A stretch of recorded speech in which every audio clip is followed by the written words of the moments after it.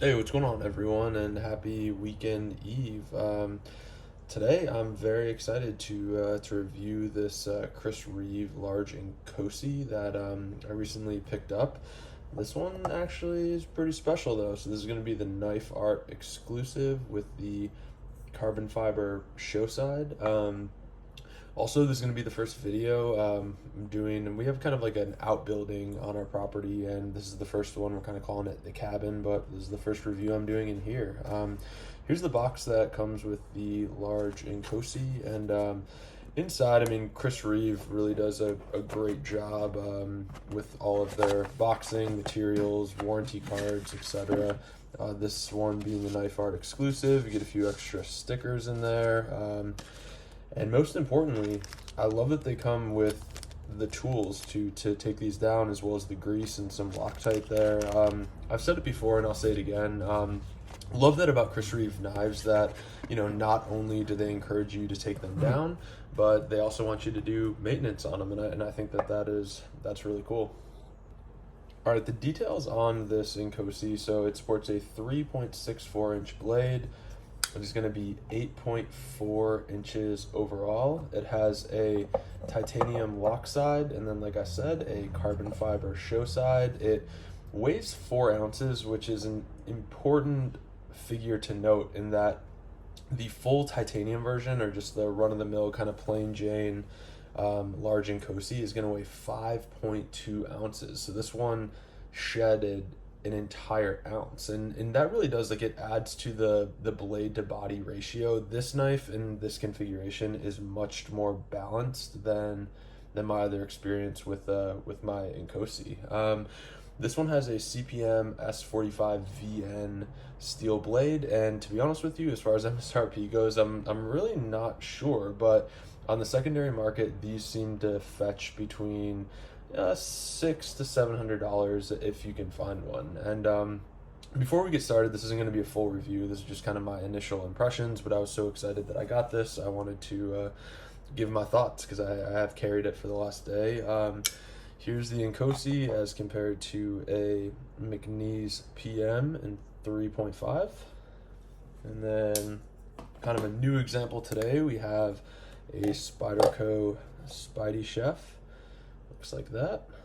And then finally another one, another new one. So this is going to be a Jaeger. Looks like that. So it's definitely a big knife, but I do think that this is kind of the sweet spot for me, as I've said before. Like, I think a 3.5-inch blade is kind of the smallest knife that I normally carry. So I really do like this 3.5 to 4-inch blade. There's no task that I can't do, and this one's definitely a winner for me. I'm definitely going to be carrying this one a lot. All right, the first observation upon picking up this knife is just the balance. Shedding the extra ounce of titanium makes this thing kind of lean and mean as far as Chris Reeve Inkosis go.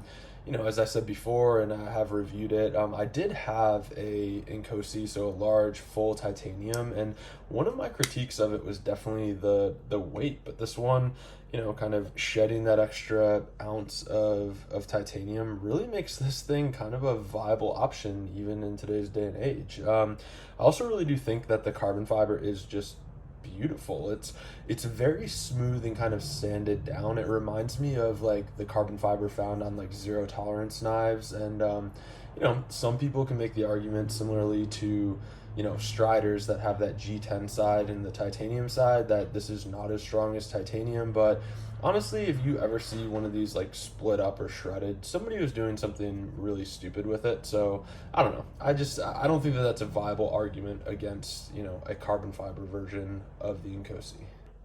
The next observation that I had was just kind of the old school action. But for me, there's definitely something kind of sentimental or nostalgic about a Chris Reeves action. And I don't know. I mean, I don't think that this will ever be the most fidgety knife in the world, but to be honest, I've kind of spoiled myself over the last few weeks. I feel like I've been playing with everything that has, multi-row bearings, and so it was kind of funny to me to get back to a knife that's just running bronze washers. And I did end up taking this down. I will post a picture right here. It's kind of interesting, like how this thing is set up. And, I was talking to Devin about it, and it's interesting to me to see just how every knife that I have kind of, the functions are, the internal workings of it are all very different. But I would say it was kind of funny to get back to this. I haven't handled a knife in a while that has not been on bearings, so it was weird to get back to, kind of the old school way of doing things. And along with that kind of observation with the action, I do think that, I mean, one of my critiques of this thing is, this is so old school that this is running on washers. And if this was just like the full titanium, the same one that they've been putting out for 12 years, I'd be like, all right, well, it's not in their deck of cards. They have no interest in, getting into 2022. But the fact that it does have a carbon fiber, very like high speed show side to it, I just can't imagine. I mean, if someone was able to, or Chris Reeve decided to mill this out and throw, a set of skiff bearings in this thing, it would be a powerhouse. And so it's kind of funny to me that, like, we're this far. We've, put an entire carbon fiber show side on this knife. Why stop there? Like, Chris Reeve, let's throw some skiff bearings on this thing and see what it can do, because this would be an awesome knife if it ran on bearings and had that action. Another one of the observations, and I'm not sure if you'll be able to see it with my camera, but I really did like how the bronze washer in there, it kind of like really contrasts to that carbon fiber show side, and I thought that was really cool. Like, you can see it in that picture I posted of this thing completely taken down. I do like that contrast, and like you hit this thing in the right light, and that bronze against the carbon fiber, I mean, it looks great. The next observation that I made was the pocket clip, and I kind of hit the last Inkosi that I reviewed on like the millet clip that it had, that I was like, oh man, someone just spent $100 on a pocket clip, that seems kind of ridiculous to me. I had kind of forgotten how kind of spongy and flimsy these pocket clips are, and that is further punctuated by the fact that it comes with this rather large lanyard and bead. Even yesterday I was carrying this in my pocket, and there were a few times where things rubbed up against me. Like I was moving like a 600-pound gun safe, and one of the the straps that I was using kind of got stuck on this, and there was just not enough tension on this pocket clip to stop. Like, I mean, I was cognizant of the fact that it was happening, so I kind of stopped, and I was like, oh man, this thing's definitely coming out of my pocket. But sure enough, it was. So the pocket clip definitely leaves something to be desired. I may look into getting a millet clip for this, because that seems to be what everybody does, but it's very spongy compared to other offerings, that's for sure. And with that concludes my overview of the Chris Reeve Large Inkosi Insigno, this knife art exclusive with the carbon fiber show side.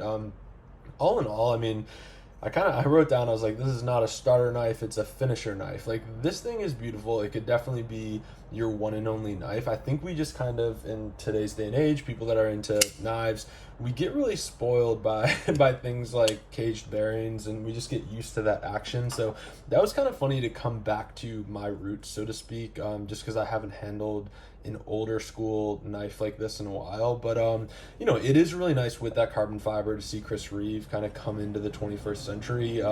My last review I did of the Inkosi, I kind of compared this to like the 5th generation Forerunner, and I do stick to that, but this one has a little bit more flair. It is lighter. It kind of got down to fighting weight, where this is like a viable candidate even in today's day and age. Certainly the MSRP can be a little bit spooky, and I know a lot of people would look at this and be like, oh, I'm not going to use it. This one, they are continuing to produce the Sebenza version of this, the Sebenza 25 with the carbon fiber. I've learned that one is no longer in production. So, this one, they're going to keep making it. I think it's great for what it is. I think as far as Chris Reeve goes, though, like, they're always the company that it's like, hey, like, our knives are still selling, so we don't have to change anything. But it's really cool to see this. But with that, I mean, if they're trying to modernize the Inkosi, like, let's see some caged bearings. Like, I would love that if they came out, if something was channeled, threw some skiff bearings in here, I would be all over it. I think it would be my favorite, if not one of my favorite knives. So with that, appreciate you all tuning in, and we'll see you next time.